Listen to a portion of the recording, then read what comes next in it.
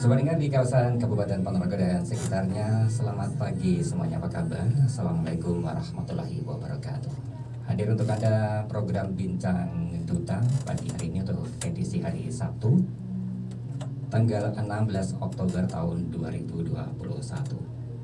Satu topik menarik sobat dengar pagi hari ini terkait dengan peran LKNU dalam penanganan orang dengan skizofrenia atau ODS berbasis keluarga, masyarakat, dan agama. Kita ketahui bersama sobat dengar, beban skizofrenia semakin meningkat di Indonesia. Lebih dari 21 juta penduduk di dunia terkena skizofrenia. Menurut riset kesehatan dasar atau Riskesdas 2018 di Indonesia, proporsi rumah tangga dengan anggota rumah tangga yang terkena gangguan jiwa berat atau skizofrenia atau psikosis adalah 7 orang per juta. Peningkatan yang signifikan dari 1,7 orang per juta pada tahun 2013. Angka tersebut sudah selayaknya mengingatkan semua pihak, baik pemerintah, tokoh masyarakat, dan tokoh agama serta warga masyarakat pada umumnya untuk lebih sadar dan memahami tentang masalah gangguan jiwa ini. Baik, untuk membahas terkait dengan penanganan orang dengan skizofrenia atau ODS bersama LKNU, kita hadir untuk Anda dalam program Bincang Duta pagi hari ini, dan sudah hadir dua narasumber kita di studio radio Duta Nusantara Ponorogo. Yang pertama adalah Koordinator LKNU Kabupaten Ponorogo, Bapak Tajib. Selamat pagi Pak Tajib, apa kabar? Selamat pagi, Assalamualaikum warahmatullahi wabarakatuh. Waalaikumsalam warahmatullahi wabarakatuh. Kabar baik, sehat ya Pak Tajib? Alhamdulillah. Alhamdulillah sehat. Kemudian ada Bapak Sulit. Bapak Sulit ini adalah bisa dikatakan perawat yang senior yang berdinas di Puskesmas Jenangan, yang sudah malang melintang dan cukup berpengalaman dalam penanganan ODS. Selamat pagi, apa kabar Bapak Sulit? Selamat pagi, Assalamualaikum warahmatullahi wabarakatuh. Waalaikumsalam warahmatullahi wabarakatuh. Saya ke Pak Tajib dulu ini terkait dengan peran LKNU sampai saat ini, seperti apa yang sudah dilakukan ini untuk LKNU Kabupaten Ponorogo, Pak Tajib? Alhamdulillahirrahmanirrahim. LKNU di Kabupaten Ponorogo hadir pada saat memang Kabupaten Ponorogo membutuhkan dampingan, karena di tahun 2020 kemarin kita ketahui masyarakat dunia dan Indonesia khususnya atau juga Ponorogo itu mengalami musibah yang luar biasa yang dinamakan pandemi COVID-19 itu. Dan pada COVID-19 itu memang kita selaku awal kita adalah pendamping ODS nih Mas ya. Pendamping ODS di Kabupaten Ponorogo, kita kesulitan untuk mengirim ODS ke rumah sakit atau ke rehabilitasi, sehingga kita koordinasi dengan puskesmas setempat. Apabila ada penyandang ODS di suatu wilayah, itu kami hanya menyampaikan tolong koordinasikan dengan Babinsa dan dengan Babin Kamtibmas, juga puskesmas setempat, untuk mengondisikan bahwa pengobatan itu belum bisa kita keluar dari kabupaten kalau posisinya masih pandemi seperti COVID ini, karena setiap kabupaten mempunyai aturan sendiri-sendiri. Apalagi di tahun 2020 dan 2021 kemarin memang puncak dari PPKM tersebut, sehingga semua kegiatan dilakukan dengan daring. Bahkan tapi kita kan nggak mungkin orang ODS itu kita obati dengan daring, Mas. Jadi kalau ODS itu tetap harus minum obat. Alhamdulillah LKNU, Lembaga Kesehatan Nahdlatul Ulama dari PBNU Pusat itu memberi program kepada kami untuk kegiatan mulai dari resik, dari penelitian keluarga, penelitian masyarakat tentang pemahaman masyarakat terhadap gangguan jiwa. Selanjutnya kepada keluarga, penelitian kepada keluarga tentang pemahaman keluarga terhadap penyandang gangguan jiwa atau ODS tersebut, dan juga kita merekrut kader-kader, dan alhamdulillah kita itu masih pilot project, Mas. Jadi kita belum maksimal satu kabupaten Ponorogo, kita masih di 3 kecamatan, di Kecamatan Jenangan, Kecamatan Kota, dan Kecamatan Babatan. Dan alhamdulillah pada tahun 2021 kemarin kita sudah bisa merekrut 102 kader Dan 102 kader itu diambil per desa itu 2, per desa kelurahan itu 2 orang, dan alhamdulillah kader-kader itu walaupun dengan daring kemarin sudah melaksanakan pelatihan 2 kali, dan hasilnya alhamdulillah kader-kader itu sampai saat ini kita sudah mempunyai grup-grup kader tersebut, dan efektivitas kegiatannya sudah sangat luar biasa, kerjasama dengan yang jelas kader-kader itu sendiri juga kemarin kita kerjasama dengan puskesmas setempat, baik kalau di Ponorogo itu kan setiap kecamatan itu ada 2 puskesmas, jadi kita bekerja sama dengan puskesmas setempat untuk merekrut kader-kader tersebut, dan untuk kegiatannya pun kita juga harus koordinasi selalu dengan puskesmas setempat, sehingga dan dinas kesehatan yang jelas apa yang dilakukan oleh LKNU itu sebagai lembaga agama yang luar biasa di Indonesia, juga ya. Di Ponorogo juga luar biasa, mungkin di Ponorogo juga ada sekitar 70% mungkin dari Nahdien yang ada di Kabupaten Ponorogo. Jadi NU harus hadir ketika ada penyandang disabilitas atau masyarakat, dengan adanya masalah disabilitas itu. Bahkan NU sendiri sudah menggarisbawahi dan sudah menciptakan buku, fikih penguatan penyandang disabilitas. Jadi di sini sudah ada Mas buku fikih penyandang disabilitas, jadi penguatan penyandang disabilitas. Jadi NU itu sudah diterbitkan pada saat kemarin Munas NU di Lombok, Nusa Tenggara Barat 2 tahun yang lalu itu diterbitkan buku ini yang langsung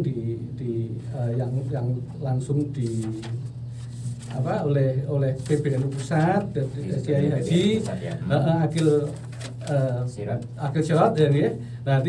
Jadi dasarnya itu sudah luar biasa. Jadi pegangannya sudah ada. Jadi masyarakat Nahdien itu atau para ulama NU itu apabila di lingkungannya itu ada orang dengan disabilitas apapun jenisnya, itu Nahdien harus hadir.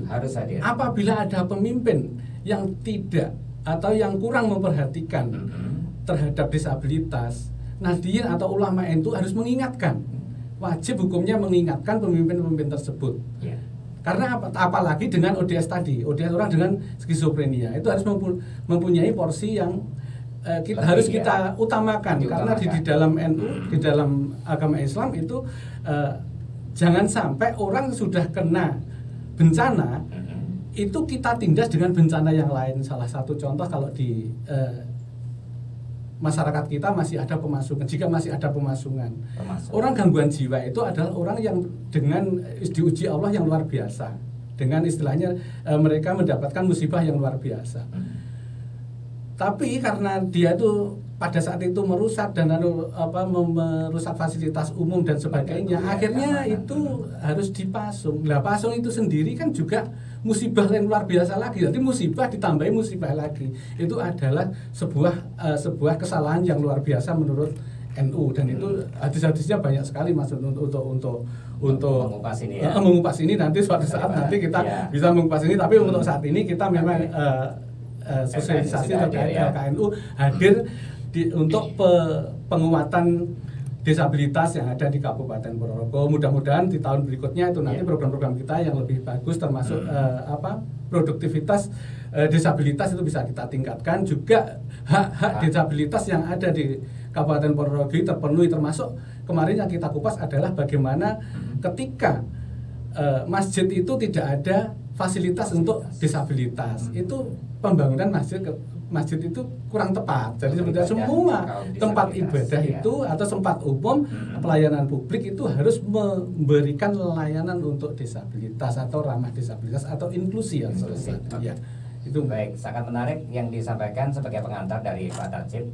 Ini selaku koordinator LKNU Kabupaten Ponorogo, Lembaga Kesehatan Nahdlatul Ulama. Ini perlu pendengar ketahui. Baik, saya ke Pak Sulindul yang sudah cukup berpengalaman dalam penanganan ODS. Barangkali para pendengar juga kepingin tahu kategori ODS seperti apa nih, dan memang apakah betul membahayakan, Pak Sulindul? Oke, terima kasih Mas. Sebelumnya saya ucapkan terima kasih kepada LKNU Pusat yang telah berkenan hadir dalam wilayah kita di Ponorogo ya, meskipun masih dalam batas untuk 3 kecamatan ya. ODS sendiri ya, atau schizofren ya, itu sebenarnya bisa disembuhkan. Bisa disembuhkan. Bisa disembuhkan. Ya. Bisa normal. Iya. Asalkan dengan catatan satu, harus minum obat atau diobati. Yang kedua, lingkungan harus mendukung. Iya. Dan yang ketiga, termasuk ini dari sisi sosial yang harus kita garap. Nah, kadang-kadang kita mengalami masalah ketika sudah mentok di sosial atau ekonomi ya, termasuk ekonomi ya. Jadi dulu sebelum Ponorogo meledak kasus ya, mohon maaf ya, ada kasus kampung gila ya, kampung gila. Sangat di Paringan dulu yang terkenal termasuk wilayah ini nggak berarti? Iya betul, saya termasuk pelakunya waktu itu ya. Jadi yang terlibat langsung apa ya? Sebuah ketidaknyamanan tapi membawa berkah gitu aja ya. Sehingga dalam perkembangan waktu, berjalannya waktu dengan hadirnya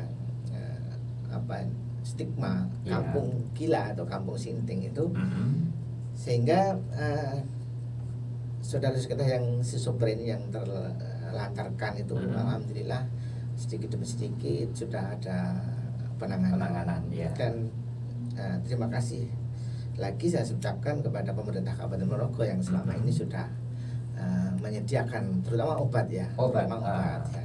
Terus terima kasih lagi juga di Ponorogo sudah hadir seorang spesialis kesehatan jiwa. Ya. Kebetulan dekat juga dengan kita waktu masih belum pandemi. Nah, beliaunya hadir di Paringan tiap hari Selasa.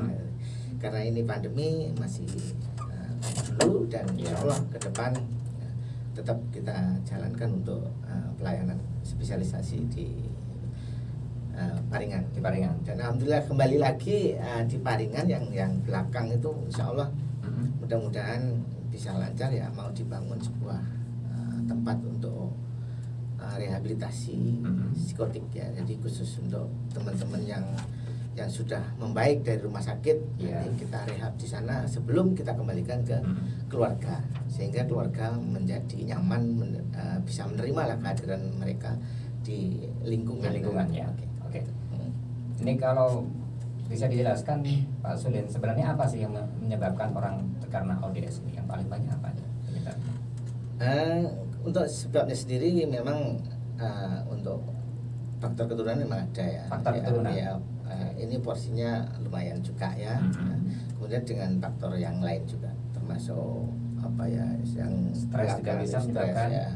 Kemudian ada faktor ekonomi. Kemudian yang belum lama itu mungkin 1 tahun yang lalu ya ada di daerah mana yang konflik perang itu ada juga kasusnya di luar ya TKI ya, di TKI kemudian di sebuah negara itu ada konflik perang sehingga mereka ada yang mengalami stres berat, pulangnya mengalami gangguan gitu. Kasihan juga ini termasuk penyebab yang lain ya. Tapi memang untuk kasus-kasus schizofren memang porsinya lebih banyak faktor keturunan ya, meskipun nggak semua harus faktor keturunan ya, karena beban pikiran yang berat dari stres seperti juga ikut menjadi penyebabnya ya. Baik, dalam penanganan saat ini tadi disampaikan oleh Pak Tajib, LKNU hadir di 3 kecamatan, Ponorogo, kemudian Dabatan dan juga Jenangan, Pak Najib ya. Baik, kita masih di program Bincang Duta pagi hari ini. Peran LKNU dalam penanganan orang dengan skizofrenia atau ODS berbasis keluarga, masyarakat, dan agama. Saya ke Pak Sulin, tadi sudah disampaikan Pak Sulin bahwasanya penanganan ODS yang paling penting adalah harus diobati dulu secara medis kesehatan. Di luar itu apa yang harus dilakukan Pak Sulin selain pengobatan secara medis ini? Oke. Selain pengobatan secara medis ya, ini harus ada dukungan dari keluarga. Dukungan dari keluarga. Jadi akan mengalami sebuah kendala ketika ODS ini meskipun diobati tapi tidak mendapatkan dukungan dari keluarga atau lingkungan. Ya. Dan hadirnya LKNU ini sangat membantu saya terutama ya di lapangan, karena kader-kader ini tugasnya untuk mendampingi ya. Mereka melakukan pendampingan termasuk pemantauan minum obat ya, PNO ya. Jadi sampai pemantauan obat juga dilakukan. Betul. Jadi sangat membantu sekali, di mana kalau yang harus hadir saya kan tidak mungkin ya, juga terbatasan juga waktunya. Tapi dengan hadirnya kader-kader LKN ini sangat terbantu untuk program ini. Bahkan dari kader ini bahkan mereka siap untuk mengambilkan obat ya. Bahkan mengantarkan pasien untuk merujuk ke fasilitas kesehatan. Jadi sangat-sangat membantu untuk kader-kader dari meskipun bukan hanya kader LKNU ya yang ada kader-kader yang lain juga membantu, tapi dengan difokuskan dari LKNU penggerak, termasuk penggerak lah LKNU ini alhamdulillah mereka sangat antusias untuk membantu saudara-saudara di lingkungannya, sehingga bahkan beliaunya mereka itu menyempatkan diri untuk dari kesibukan sehari-hari untuk mengantarkan pasien ke paskes, kemudian mengambilkan obat kalau mereka nggak bisa hadir. Alhamdulillah dengan program-program ini mudah-mudahan aja doa saya untuk LKNU ini nanti bisa merambah ke kecamatan yang lain di Ponorogo, sehingga satu Ponorogo ini lumayan lah mendampingi. Betul. Jadi memang proses yang dilakukan oleh pihak keluarga itu harusnya seperti apa? Kalau LKNU sudah hadir, sebelumnya seperti apa yang tergambarkan di Ponorogo ini, Pak Sudin? Kalau bisa dilihat before afternya sebelum hadirnya LKNU ini banyak meskipun nggak keseluruhan ya, banyak yang putus obat atau drop out putus obat, sehingga kedepannya ini sangat mempengaruhi untuk proses pemulihan ODS sendiri. Sehingga dengan hadirnya ini meskipun belum 100% ya tercover untuk ODS yang ada di wilayah dengan hadirnya kader LKNU ini, tapi paling tidak ini adalah sebagai barometer bahwa ODS itu memang perlu pendamping atau bisa dibilang caregiver ya. Sehingga ini bisa dikatakan sebagai barometer tadi ya. Ternyata penting pendamping atau lingkungan yang sangat mendukung untuk kebaikan mereka, terutama ini pemantau minum obat juga untuk sosialisasi ke masyarakat. Jadi sebenarnya yang baik untuk pasien-pasien ODS ini nggak harus di stigma ya, dicap ini harus dihapus. Termasuk ODS itu sebenarnya bahasa yang mengurangi stigma ya. Yang dulunya orang ODGJ atau kalau ODGJ masih awal-awal ya, dulunya orang gila senting ya, orgil ya. Kemudian ODS orang dengan dulunya ODGJ orang dengan gangguan jiwa, masih muncul kata-kata gangguan jiwa. Nah, sekarang mudah-mudahan stigma ini diperhalus lagi dengan ODS orang dengan schizophrenia. Agak lembut lah di bahasa gitu, lebih memanusiakan gitu. Betul. Oke, jadi kehadiran LKNU sangat penting. Bagaimana Pak Tajib yang sudah dilakukan sudah berapa lama? 102 kader itu mendampingi berapa orang? Jadi begini Mas Ade, kader kami dari 102 itu setiap kader mereka memiliki 3 orang dampingan, untuk sementara 3 orang dampingan, tapi boleh lebih. Ya, 3 orang dampingan tapi boleh lebih. Dari pendampingan teman-teman itu, pertama yang jelas awal dari kegiatan mereka adalah silaturahmi pada keluarga mereka, memberi sosialisasi kepada keluarga, dan menjelaskan bahwa orang dengan ODS tersebut itu perlu pengobatan rutin. Perlu pengobatan rutin. Ini yang perlu diperhatikan oleh keluarga mereka. Dan alhamdulillah dari dampingan kami hampir 90% itu berobat rutin. Dari pendampingan teman-teman kader itu 90% itu sekarang sudah berobat rutin. Bahkan ada beberapa keluarga ODS yang minta didampingi. Tadi secara sukarela datang ke kader kami untuk minta didampingi supaya anaknya bisa berobat kembali karena sudah lama putus obat. Tadi seperti itu. Nah, program kami dari tahun 2020 Oktober 2020 kemarin sampai sekarang ini kita sudah sampai ke setelah kader kita kan ke tokoh agama. Kemarin 3 hari kita bersama dengan tokoh-tokoh agama di MBC Kecamatan NU, itu sudah melaksanakan sosialisasi atau kepada tokoh-tokoh agama terkait dengan fikih disabilitas dan peran ulama dalam penanganan penyandang disabilitas, tidak hanya ODS saja tapi semua disabilitas. Dan kami berharap dengan hadirnya NU kita bisa berkolaborasi dengan pemerintah daerah, dengan dinas kesehatan, dinas sosial, bersama-sama bareng kita mengatasi permasalahan yang ada di Ponorogo. Karena apa, Mas? ODS itu apabila satu keluarga itu ada ODS satu, itu nanti ada 2 atau 3 orang terbebani untuk mengawasi ODS tersebut, sehingga produktivitasnya secara otomatis menurun atau hilang. Kalau ODS-nya hilang, kalau keluarganya sangat menurun, biasanya bisa bekerja, tidak bisa bekerja, biasanya bisa bekerja siang dan malam, harus pekerjaannya setengah hari, karena yang setengah hari harus ngawasi ini. Nah, hal itu nanti kita bersama-sama kita pecahkan untuk memulihkan mereka sehingga mereka teman-teman ODS itu bisa kembali pulih dan bisa produktif kembali. Jadi ternyata orang dengan skizofrenia itu bisa kembali pulih seperti orang normal kembali apabila keluarga, masyarakat dan lingkungan, terutama tokoh agama itu berkolaborasi memberi support kepada keluarga yang terkena ODS itu. Dan unsur agama kenapa kita masukkan di situ, karena apa? Karena biasanya ada orang dengan keluarga dengan skizofrenia itu ada beberapa, itu terutama yang dilihat itu jauh dengan agama.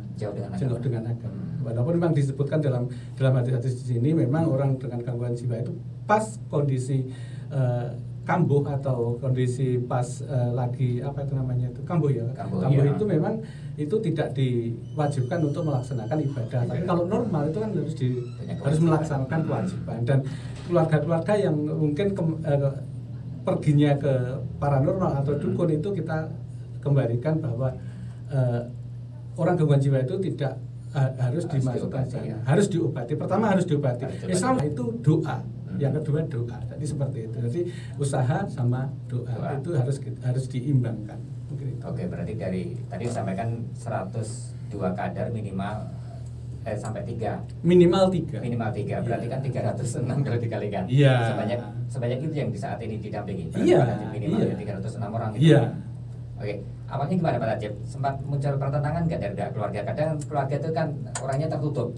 Ketika ada keluarga yang terkena ODS, mungkin mereka sulit untuk menerima orang luar untuk ikut memberikan pendampingan atau ikut memberikan proses penyembuhan dan sebagainya. Sempat muncul seperti itu. Jadi gini Mas, kemarin memang kita kan lewatnya tuh dari sangat awal sekali dengan penelitian. Jadi ketika penelitian itu kita di masyarakat itu kan kita akan tanya jumlah ODS yang ada di satu desa itu, satu desa ini itu berapa, itu kita tanya. Jadi kita kan jumlahnya kan setiap desa itu kan kemungkinan lebih dari 6 orang itu sudah seperti itu.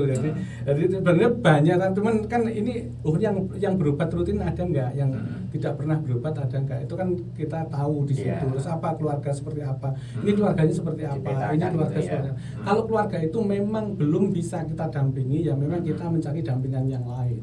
Jadi tidak harus kita memaksakan, enggak bisa. Kita memaksakan untuk itu saya dampingi nanti gini-gini. Enggak bisa. Tadi kita harus juga istilahnya memahami keluarga mereka. Jadi termasuk juga istilahnya kemampuan mereka seperti apa. Misalkan kita dampingi, tapi pada umumnya ketika mereka itu kita hargai, terus kita sowani dengan baik, rata-rata mereka menerima ketika kita dampingi, sangat menerima. Bahkan ada yang malah tidak didampingi itu malah datang ke rumah kader kenapa anak saya tidak didampingi? Karena anak saya itu sudah putus obat sekian bulan atau sekian tahun.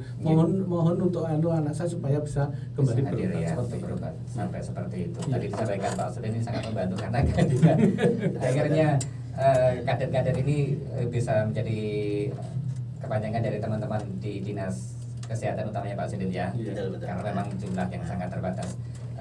Pak Tajib, sudah ada hadirnya para kader di desa-desa dan sahabat ini berarti sudah selama 1 tahun ya mereka hadir? 1 tahun. 1 tahun. Ya. Oke.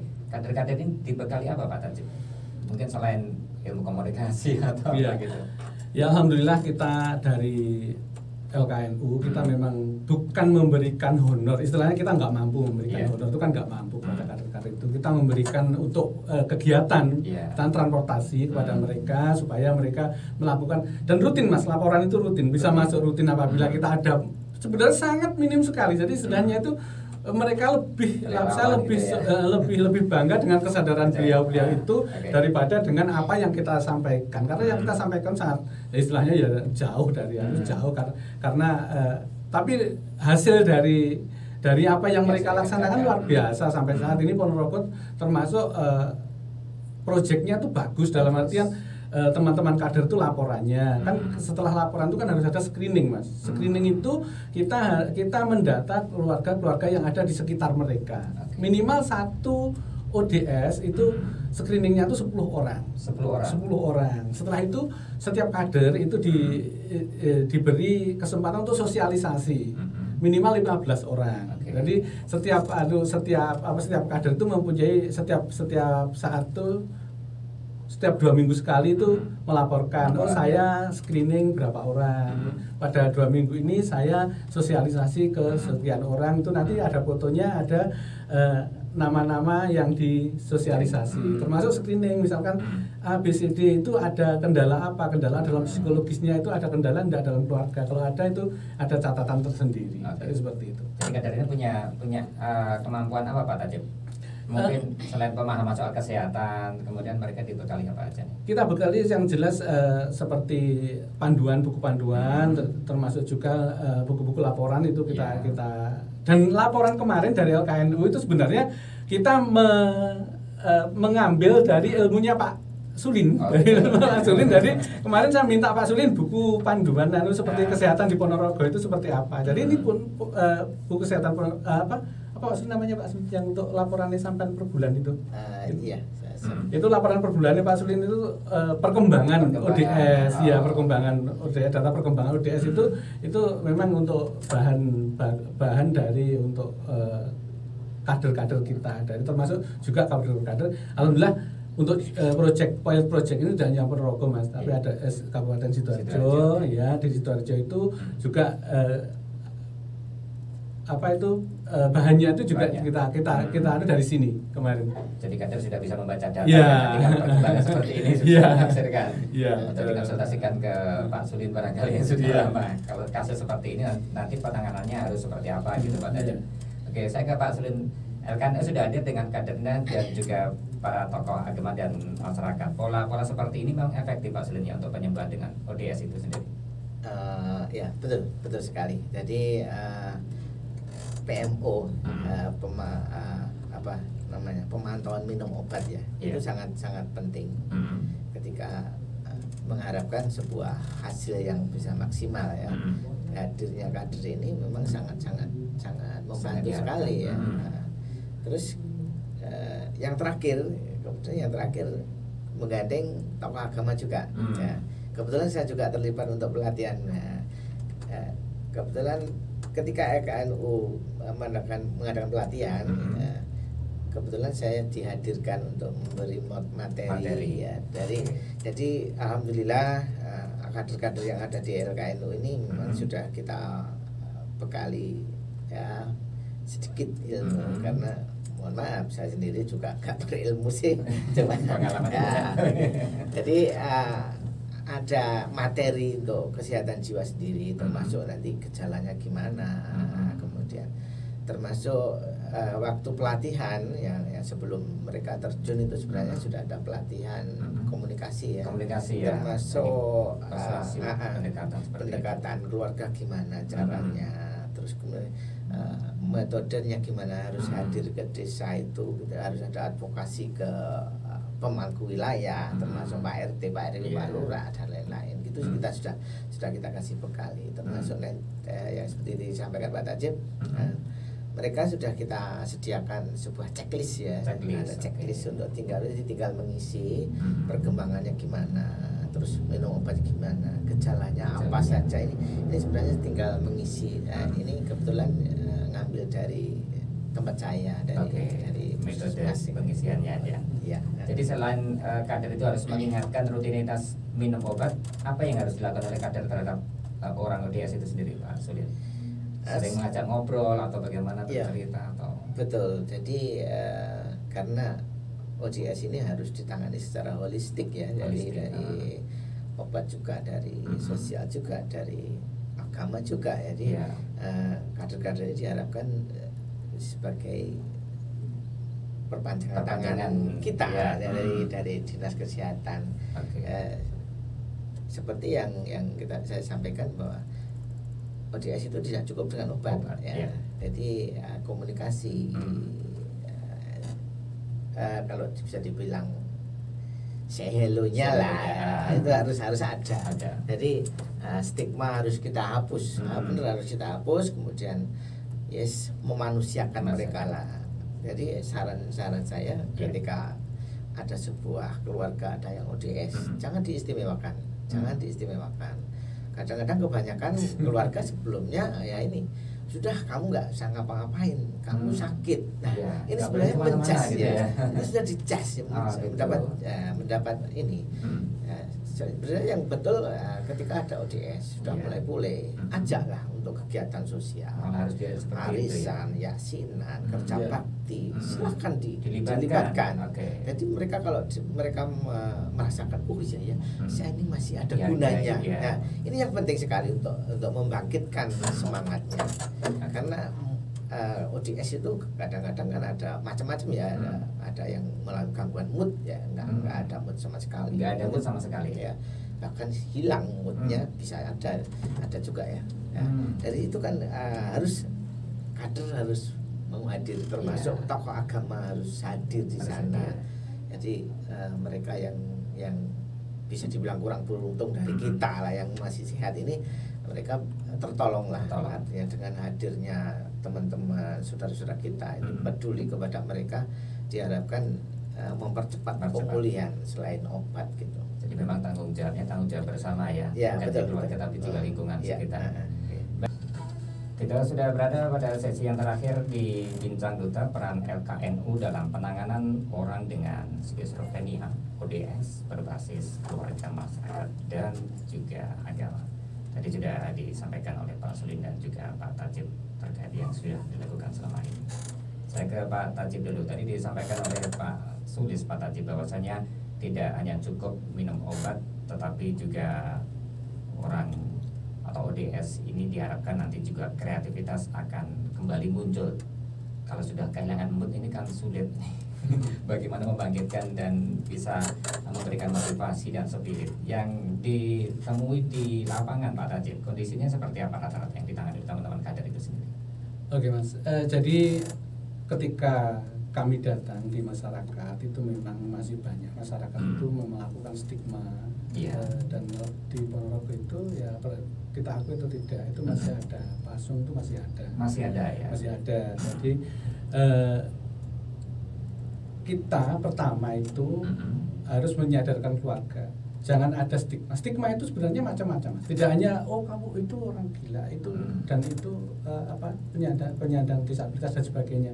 Tapi stigma itu termasuk juga ketika dalam satu keluarga itu membedakan piring, gelas sama tempat minum antara ODS dengan yang normal. Itu namanya juga stigma. Itu sudah tidak boleh. Termasuk juga ketika menyendirikan mereka merasa ini sakit, harus dikamarkan, jangan sampai ada gangguan dan sebagainya. Tapi mengamarkan, membiarkan mereka di dalam kamar, apalagi dikunci dari itu sama dengan pemasungan. Itu mereka kadang di dalam masyarakat itu, ketika saya datang ke rumah ODS itu katanya dia sangat sayang dengan anaknya, makanya takut hilang, makanya dia dikunci di dalam kamar. Nah, itu sebenarnya kan sudah melakukan tindakan pemasungan, dan itu kan tidak dibolehkan, baik secara hukum, secara HAM, dan juga dari agama, dari pandangan agama, pandangan NU juga tidak boleh. Jadi ketika ada ODS di dalam satu keluarga, itu pertama peran kader dan peran kita itu selaku manusia, manusia itu harus memuliakan manusia yang lain, karena Allah itu telah menciptakan manusia itu semulia-mulianya makhluk di bumi ini. Jadi kita tidak boleh yang mulia ciptaan Allah itu kita diskriminasikan. Jadi kita harus memuliakan mereka. Jadi bagaimana memuliakan mereka? Pertama kita mendatangi petugas kesehatan yang kader mensosialisasikan kepada keluarga untuk mendatangi petugas kesehatan di sekitarnya. Kalau musim pandemi ini ya mungkin kita kontak dulu lewat telepon kepada petugas kesehatan. Oh, ini di sini saya menemukan seorang ODS atas nama A. Ini sudah lama putus obat, itu sudah masuk di data puskesmas atau belum, nggih. Tapi ini, nah, yang terjadi saat ini yang banyak ketika keluarga ODS atau ODS itu terlepas dari struktur keluarga, dalam artian tidak masuk ke dalam adminduk. Itu dia tidak mempunyai kartu Indonesia Sehat. Berarti kita nanti ke depannya kita juga harus bagaimana itu bisa kembali masuk ke dalam adminduk, dan kalau sudah masuk dalam adminduk kita berusaha nanti bersama-sama dengan kerjasama dengan dinas sosial untuk membuatkan kartu Indonesia Sehat, supaya mereka ketika ada gangguan kesehatan kejiwaannya itu kita rujuk ke rumah sakit terdekat kalau bisa, kalau nggak bisa ke rumah sakit di wilayah Jawa Timur atau mungkin di Solo. Itu kalau tidak punya KIS biayanya luar biasa besar, tapi ketika mereka itu sudah mempunyai KIS itu semuanya gratis, semua ditanggung pemerintah, termasuk juga ketika kita rehabilitasi pasca pengobatan kita masukkan ke dalam rehabilitasi 4 sampai 8 bulan atau mungkin 1 tahun, tergantung kemampuan mereka bersosialisasi dan beradaptasi pada masyarakat. Nah, kalau itu sudah berjalan dengan mulus, itu nanti tugas kadernya agak ringan. Tapi yang perlu kita tekankan pada kesempatan hari ini adalah nanti bagaimana LKNU ini bekerja sama dengan pemerintah daerah, bekerja sama dengan dinas kesehatan, dengan dinas sosial, juga pemerintah dari dinas kesehatan itu mulai dari rumah sakit, puskesmas, dan layanan kesehatan paling bawah, termasuk Polindes dan sebagainya. Bagaimana mereka memberikan pengobatan kepada ODS itu secara rutin. Alhamdulillah Ponorogo itu lebih bagus daripada kabupaten-kabupaten lain kalau dilihat dari jumlah puskesmas yang ada penanganan gangguan ODS itu. Hampir semua puskesmas di Ponorogo itu sudah melaksanakan pengobatan, penanganan kepada ODS tersebut. Kalau di kabupaten lain itu masih banyak yang belum dalam artian penanganan itu harus ke rumah sakit, apalagi rumah sakitnya belum rumah sakit yang ada layanan jiwanya. Kan banyak di rumah sakit kabupaten yang tidak ada layanan jiwanya, harus ke rumah sakit seperti di RSJ Lawang atau RSJ di Menur, dan juga kalau paling dekat di sini kan Ngawi. Ngawi sebenarnya juga RSUD juga. Seperti Ponorogo, alhamdulillah saat ini sudah ada layanan kesehatan rawat inap, dan itu sudah luar biasa sekali. Dan mudah-mudahan nanti juga berjalan dengan baik, dan kita bisa lebih dekat untuk mendampingi teman-teman ODS ini untuk berobat. Oke. Karena pandemi COVID-19, dampak ekonomi juga terhadap kesehatan, ada risiko juga ODS meningkat seperti itu ya Pak Sudin, ya kemungkinan seperti itu. Betul, karena faktor ekonomi dari Pak tadi disampaikan bahwasannya LKNU hadir bukan hanya ngurusin harus rutin minum obat, pendampingan dan sebagainya, tapi juga harus tertib administrasi kependudukan. Sampai sejauh itu sampai saat ini yang dilakukan. Iya, itu nanti kita nanti teman-teman LKNU nanti juga ini sudah masuk luar biasa banyak. Jadi di tempat ini disabilitas kan gini Mas, sebagian dari ODS yang ada di Kabupaten Ponorogo memang kondisinya keluarganya bagus, dalam artian sudah tidak istilahnya bukan orang miskin, dalam artian sudah menengah ke atas itu. Tapi kalau di situ ada ODS, Mas, itu ODS itu apabila kita berobat, satu kali berobat, kemarin ketika kita mengobatkan salah satu yang tidak punya KIS ya, di Rumah Sakit Solo itu satu harinya 250.000 per hari. Itu mampunya mereka paling 2 minggu sampai 1 bulan itu maksimal, itu sudah luar biasa. Dan itu kan hasilnya kita belum menentukan kalau dia itu benar-benar sembuh. Nah, karena besarnya biaya nanti yang di cover oleh keluarga itu nanti kalau tidak mendapatkan perlindungan sosial itu nanti akan menjadi orang miskin baru. Jadi keluarga itu apabila 1 bulan itu dia kena 20 juta atau sampai 30 juta itu kan ya luar biasa. Jadi dia nanti bisa menjadi orang miskin baru. Makanya walaupun dia itu orang mampu, nanti kalau tidak mempunyai KIS, kita usahakan KIS untuk 1 orang disabilitas. Iya, itu bisa kita lakukan itu baik disabilitas orang dengan skizofrenia ataupun disabilitas yang lain.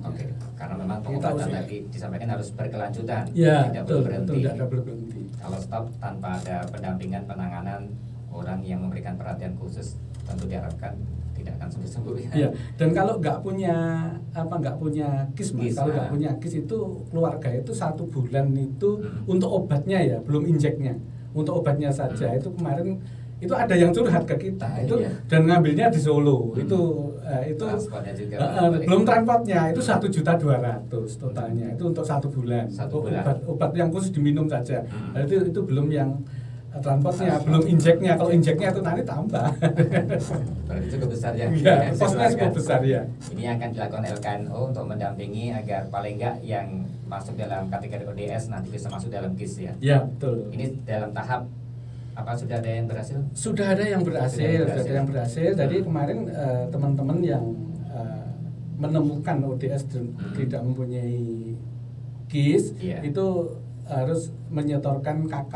Kalau dia sudah masuk dalam KK itu nanti kita kasih tanda itu ODS apa, tergantung ODS-nya. Misalnya kalau tergantung disabilitasnya, bukan ODS-nya.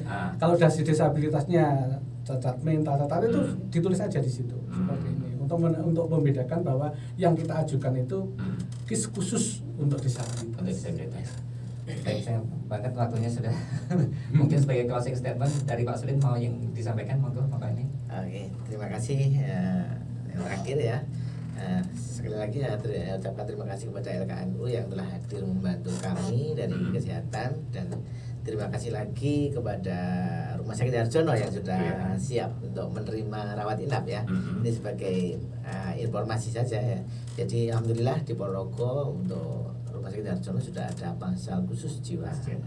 Ini belum lama, beberapa bulan yang lalu. Alhamdulillah. Jadi teman-teman kader atau teman-teman puskesmas yang lain jangan takut kalau merujuk terlalu jauh. Insya Allah di Ponorogo sudah siap. Dan spesialisnya ada Dr. Andri SPKC, itu juga deket banget dengan teman-teman programmer jiwa. Insya Allah enaklah masuk ke Harjono. Jadi tidak usah takut, ya, insya Allah dekat ada ya. Dan sekali lagi untuk masyarakat Ponorogo ya, ini Mas, memang ada ya Ponorogo yang berobat ke luar Ponorogo itu masih ada.